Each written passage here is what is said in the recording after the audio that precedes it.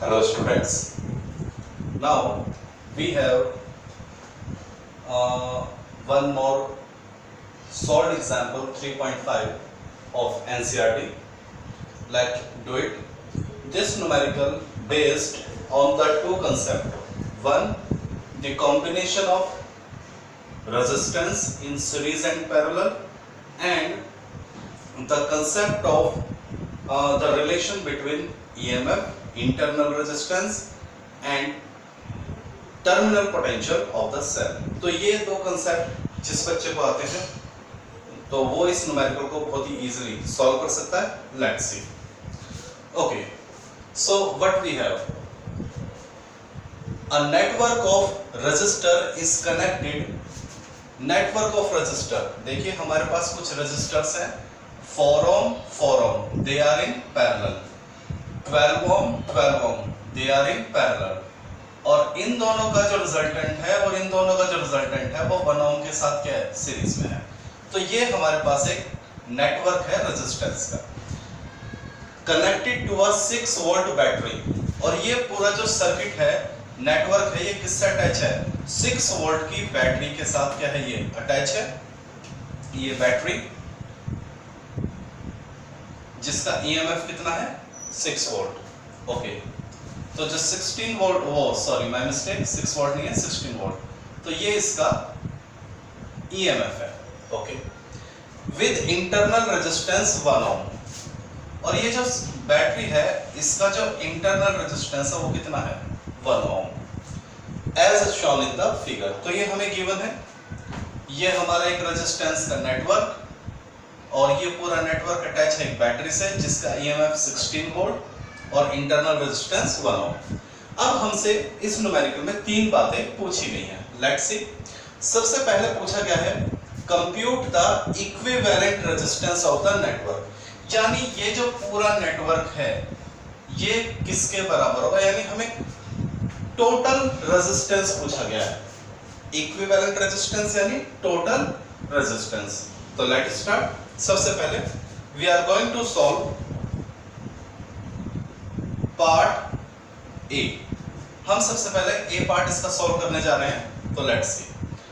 तो अगर आप देखेंगे, मैं इनको नाम दे देता हूं, let it be R1, this is R2, this is R3, R4 and R5। मैंने सभी को क्या दे दिया, एक नाम दे दिया, सिंबल दे दिया। तो अगर आप देखेंगे R1 और R2 क्या है, पैरेलल है। R1 and R2 are in parallel, ठीक है। तो इन दोनों का जो रिजल्टेंट आएगा, late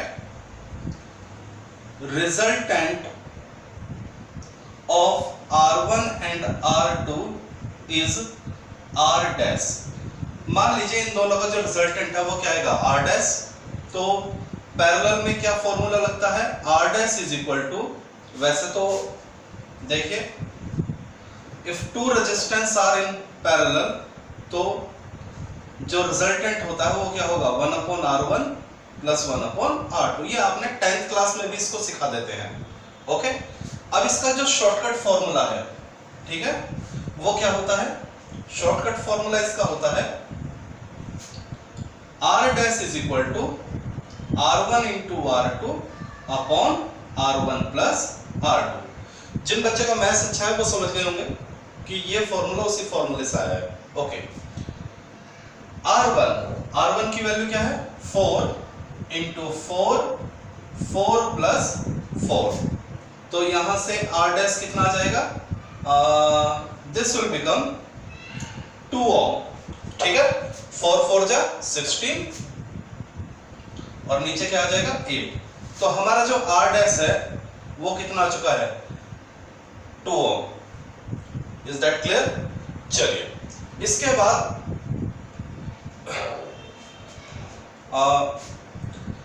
late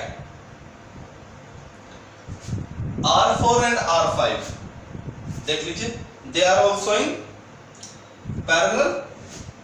since R4 and R5 also in parallel, तो क्या आप बता सकते हैं? हम मान लेते हैं let R double dash be the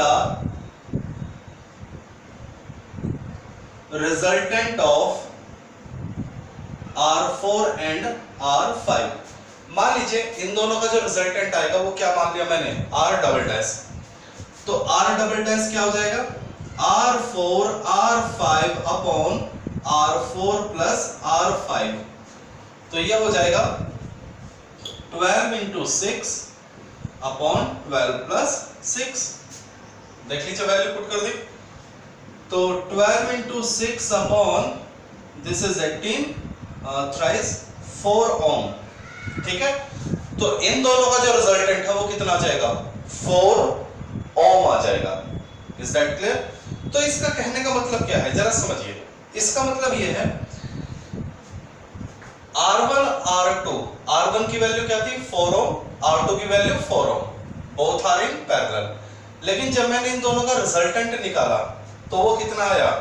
2 ओम। इसका मतलब क्या है? इसका मतलब ये है कि 4 ओम और 4 ओम का पैरेलल ना लगा के आप अगर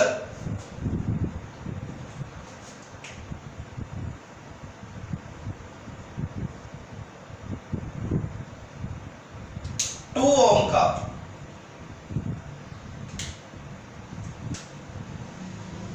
एक रेजिस्टेंस लगा दें तो भी क्या काम चल जाएगा।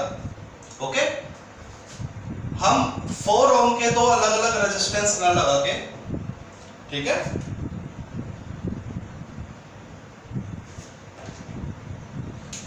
तो क्या ये बात समझ आ गई? R1 R2 4 ओम और 4 ओम की जगह अगर मैं सीधा एक 2 ओम का रेजिस्टेंस लगा दूं तो भी मेरी बात बन जाएगी। सिमिलरली अगर आप यहां देखें R4 और R5 का रिजल्टेंट कितना आया? 14। R डबल डैश की वैल्यू कितनी आई? 4 ओम। तो इसका मतलब यह है कि 12 ओम और 6 ओम को पैरेलल लगाने की बजाय अगर हम एक अकेला 4 ओम का रेजिस्टेंस भी ले लें, 4 ओम, तो भी हमारा काम चल जाएगा। तो 2 ओम किसकी वैल्यू है? R डैश की, और 4 ओम किसकी वैल्यू है? R डबल डैश की। तो यहां सॉल्व करके हमें R डैश मिला और इधर सॉल्व करके हमें R डबल डैश मिला। क्या ये बात समझा भाई? तो अगर आप देखेंगे अब हमें क्या दिखाई दे रहा है? R डैश, R3 और R double dash, they are in series. Clear हो गया? तो सबसे पहले ये आप वीडियो को पॉज करके इतना सॉल्यूशन लिख लीजिए, R डैश कैसे आया और R double dash. I think that आपने लिख लिया होगा। चलिए आगे बढ़ते हैं।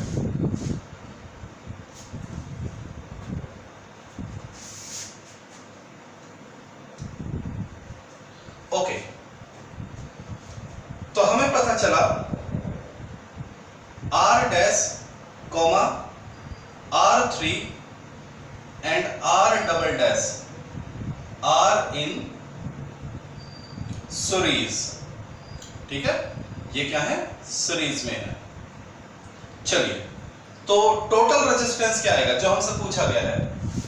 तो equivalent resistance is equal to, equivalent यानी टोटल रेजिस्टेंस, तो वो कैसा आएगा? सीरीज में क्या कर देते हैं? जोड़ देते हैं, यानी R dash plus R3 R double dash is equal to 2 plus 1 plus 4 is equal to कितना हो जाएगा? ये हो जाएगा हमारा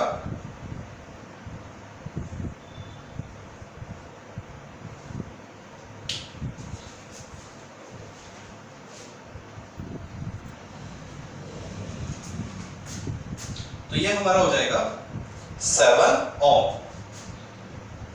equivalent resistance is equal to 7 ohm. This is the solution of first part. ठीक है, हमसे क्या पूछा गया था? Compute the equivalent resistance of the network. तो ये हमारा हो गया है। तो first part is done.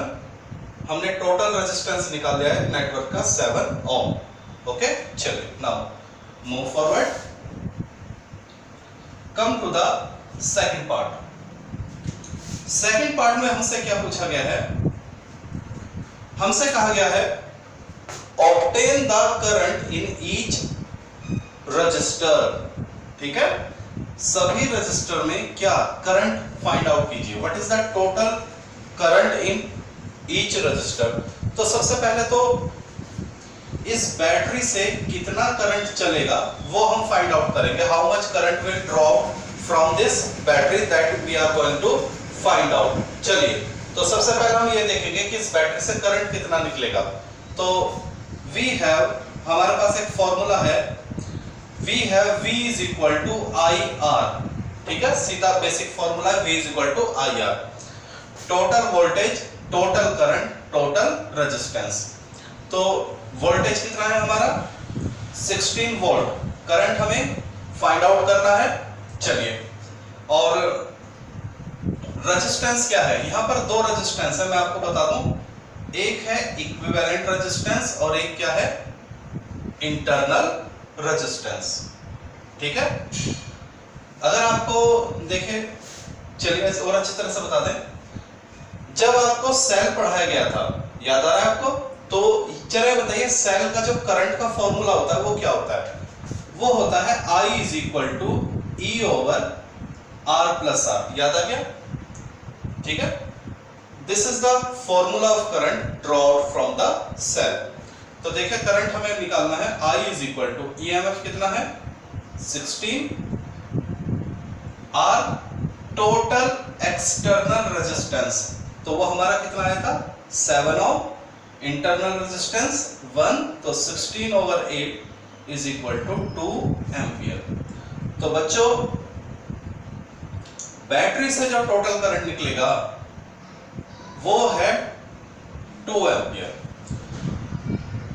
Clear हो गया?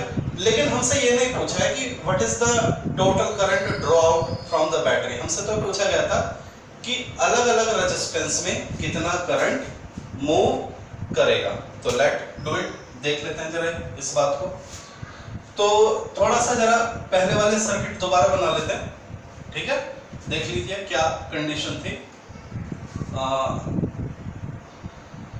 We are going to move on previous condition. हमारे पास यहां भी दो रेजिस्टेंस थे और यहां भी हमारे पास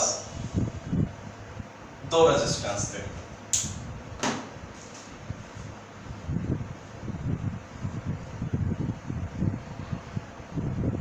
ओके, R1 4 ओम, R2 4 ओम, R4 12 ओम, R5 6 ओम, ये कंडीशन थी। चलिए, तो देखिए बेटा टोटल करंट कितना मिल गया हमारा 2 एम्पियर। अब ये 2 एम्पियर यहां से बैटरी से चला, यहां गया, फिर सीधा किसके पास पहुंचा, A के पास। और जब ये A के पास पहुंचेगा तो ये करंट दो हिस्सों में डिवाइड हो जाएगा, थोड़ा सा करंट जाएगा R1 में और थोड़ा सा करंट जाएगा किसमें, R2 में। क्लियर हो गया? तो यहां पे देखिए करंट कितना पहुंचा 2 एम्पियर, 2 एम्पियर, तो A के पास कितना गया 2 एम्पियर। अब ये 2 एम्पियर दो हिस्सों में क्या हो जाएगा, डिवाइड हो जाएगा। तो हमें यही देखना है कि ये कितना करंट R1 में जाएगा और कितना करंट R2 में जाएगा। तो देखिए जरा इस बात को, अगर आप देखेंगे R1 और R2 बोथ आर पैरेलल, देखिए R1 and R2 are parallel. तो बच्चों जो पैरेलल होते हैं, इन केस ऑफ पैरेलल क्या चीज सेम होती है, वोल्टेज सेम होती है।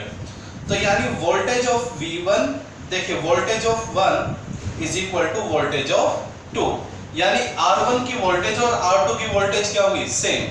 ओके, क्यों सेम है, क्योंकि दोनों पैरेलल है और ये हमारा एक कंसेप्ट होता है। चलिए, अब V का फॉर्मूला क्या होता है, IR, तो I1 R1, I2 R2।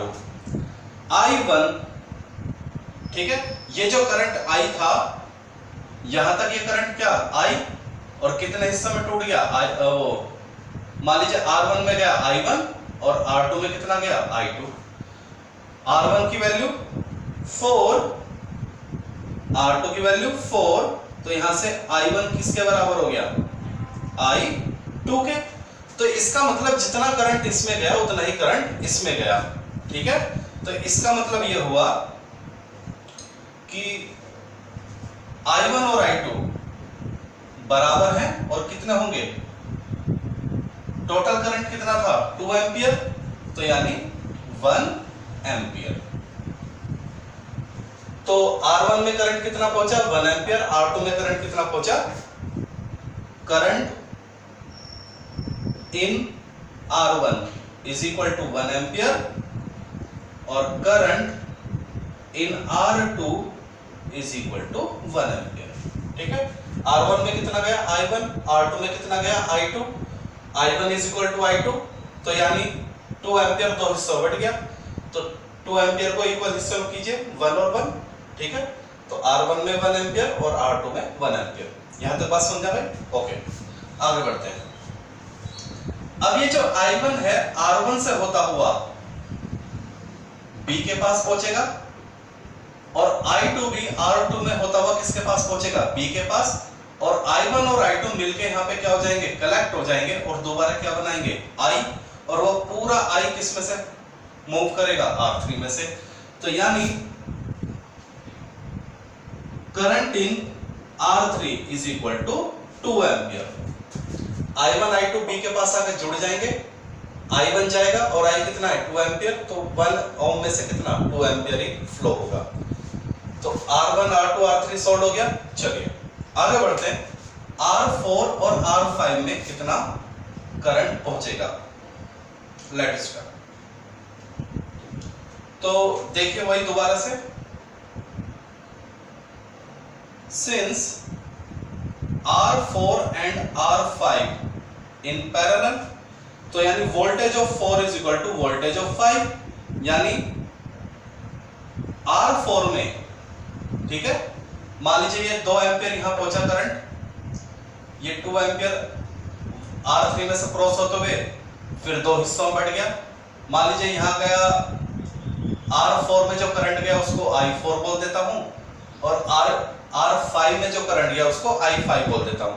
तो R4 I4 R4 I5 R5।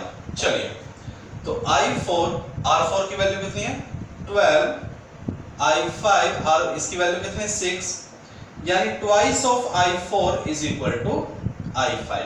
देख लीजिए, यानी जो I5 है वो I4 का क्या है ट्वाइस है।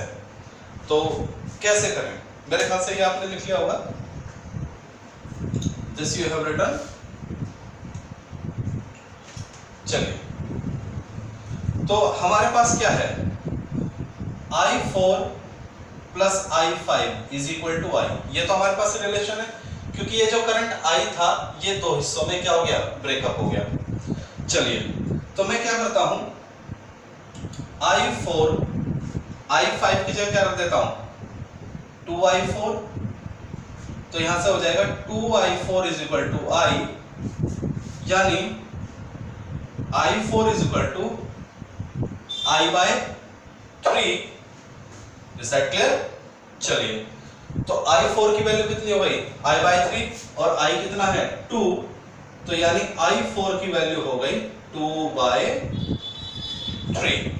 ओके, अब यहां से किसकी वैल्यू आ जाएगी I5 की, I5 कितना है I5 है 2I4, 2I4, I4 की वैल्यू कितनी है 2 by 3 यानी 4 by 3, तो I5 की वैल्यू हो गई 4 by 3।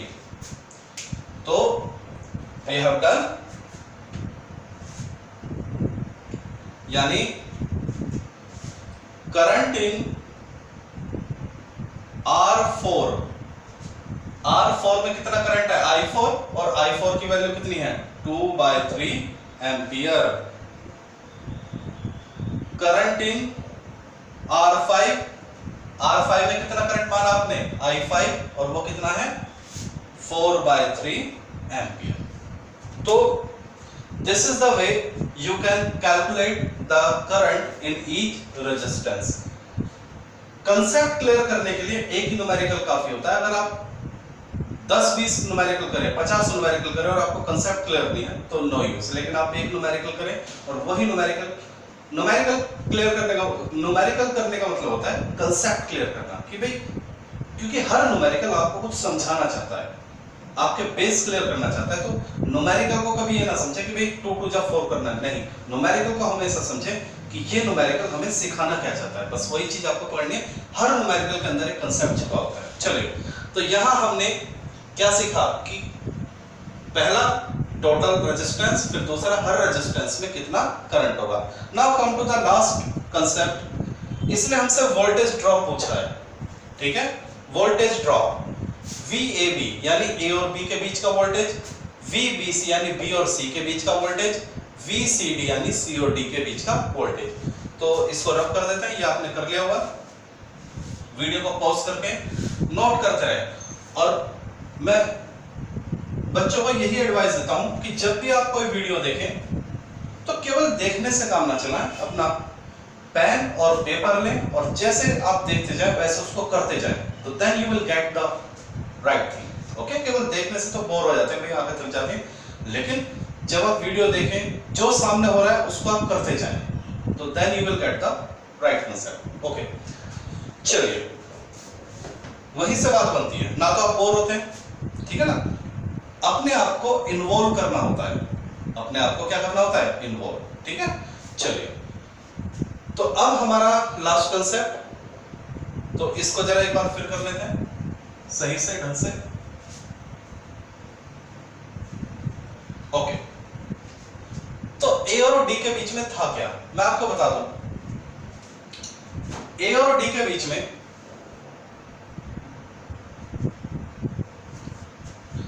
यहां हमारे पास एक रेजिस्टेंस था, एक नहीं 2 रेजिस्टेंस थे, 4 ओम 4 ओम। एक रेजिस्टेंस हमारे पास यहां था 1 ओम और 2 रेजिस्टेंस हमारे पास यहां थे 12 ओम और 6 ओम, ठीक है। ये बात थी।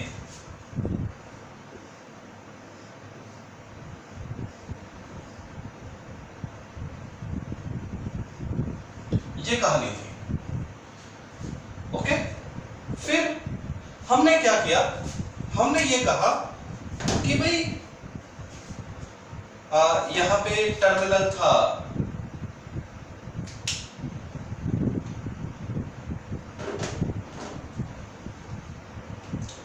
यहां टर्मिनल था B और यहां टर्मिनल था C। तो जब हमने सॉल्व किया कि भाई 4 ओम और 4 ओम पैरेलल में है, और जब हमने इन दोनों को सॉल्व किया तो इन दोनों का रिजल्टेंट कितना आया, 2 ओम। तो हमने कहा 4 ओम के 2 रेजिस्टेंस लगाने से अच्छा हम क्या करेंगे, हम 2 ओम का एक सिंगल रेजिस्टेंस ही अप्लाई कर देंगे, ठीक है। तो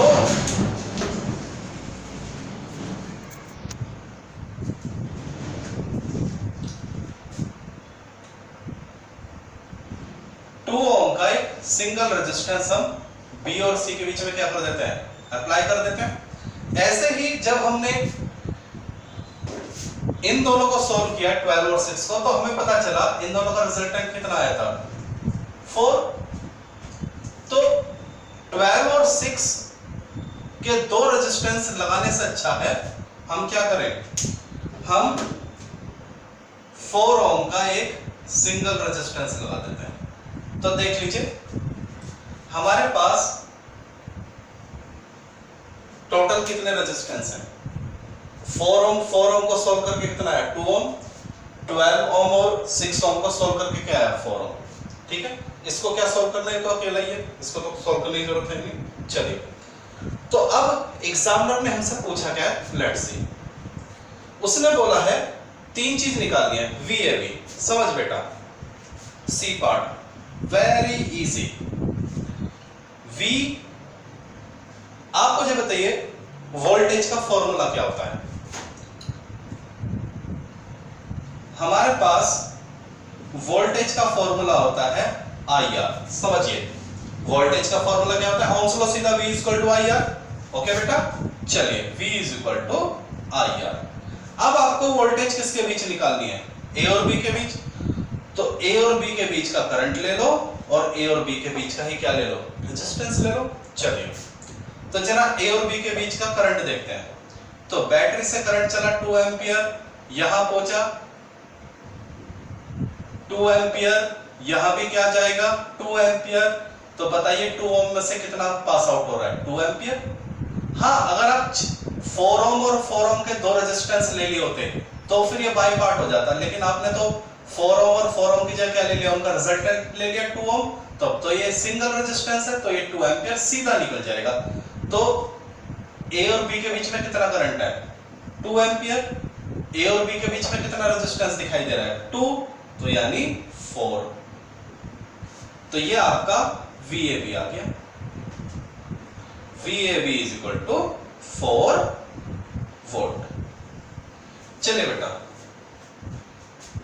VBC बताइए, VBC क्या होगा। तो आप कहेंगे current between B and C, resistance between B and C। Okay, तो 2 एम्पियर A से B गया, तो बताइए यहां भी कितना पहुंचेगा, 2 एम्पियर ही तो जाएगा बेटा। सीरीज में क्या चीज कॉमन होती है, सीरीज में करंट कॉमन होता है। तो अगर इसमें 2 एम्पियर है तो इसमें भी 2 एम्पियर। तो B और C के लिए करंट कितना है, 2 एम्पियर। B और C के बीच में रेजिस्टेंस कितना है, 1। तो कितना हो गया, 2 वोल्ट, यानी voltage between B and C is equal to 2 volt. देख लीजिए ये भी सॉल्व हो गया। अब आते हैं VCD। तो अब तो ये आप खुद ही कर देंगे सर, इसको तो हम खुद ही कर देंगे। VCD क्या हो जाएगा, current between CD and resistance between CD। तो अगर AB में 2 एम्पियर करंट है, वही करंट जाएगा BC में और वही करंट जाएगा CD में। सीरीज में क्या कॉमन होता है, करंट। तो यहां भी करंट कितना हो गया, 2, रेजिस्टेंस कितना है 4, तो ये हो जाएगा 8 वोल्ट। तो VCD is equal to 8 volt. तो देख लीजिए AB के बीच में 4 वोल्टेज, BC के बीच में 2 वोल्टेज और CD के बीच में कितना, 8 वोल्टेज। तो यही हमसे पूछा गया था, सिंपल। तो न्यूमेरिकल को अच्छी तरह देखें, क्लियर हो गया।